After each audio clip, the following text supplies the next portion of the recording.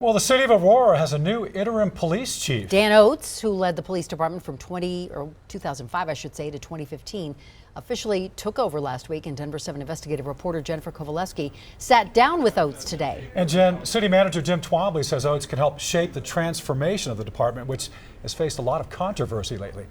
Tom and Ann, Aurora's interim police chief is ready to get to work. Oates told me he has three priorities: reducing crime, partnering with the community to solve problems, and operating an efficient organization. These are all priorities his predecessors have also struggled with. This is our best effort as a department to provide as much transparency as possible. That was 16 years ago. I am confident that this police department will do everything within its power to resolve this case.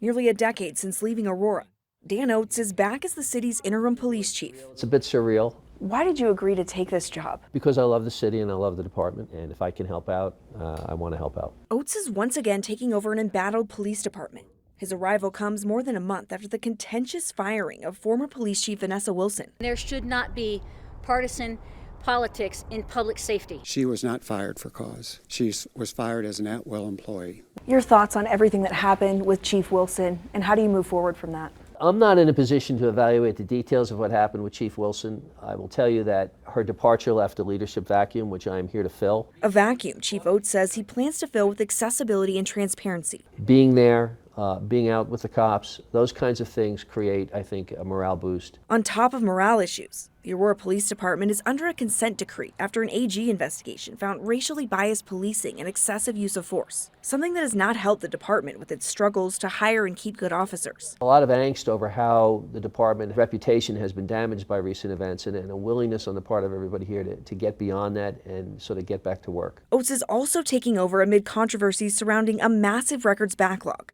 with at one time more than 2,500 cases stuck in a queue, delaying investigations. How do you plan to tackle the records backlog, and how would you describe that issue? I'm fairly confident that that issue has largely been resolved, and we've essentially gotten back to where we're supposed to be with regard to the records situation and the categorizing of crime reports. Oates says a major priority is reducing crime, specifically the city's auto theft problem. And more common, auto theft is being tied to other acts of violence. So if we can tackle the auto theft problem here, and there's a clamoring in the community to do something about it, that might be something that can be helpful.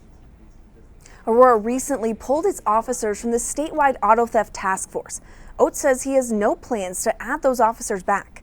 Instead, he wants his officers to focus their attention on Aurora's auto theft problems before turning any attention to the rest of the state. Tom? Boy, he has a big job ahead. Thank you, Jen. Oates will help Aurora find its new permanent chief. The department says it hopes to find the new police chief by the end of this year.